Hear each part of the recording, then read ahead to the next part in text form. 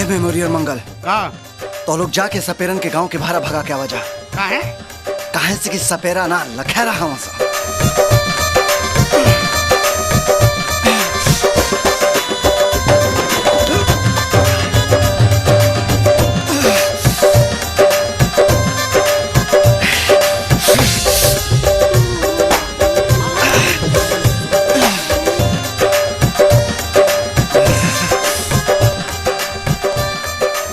चारों तो बरसाती मेघा नियर हमरा से पहले केचुल छोड़े लगना सा।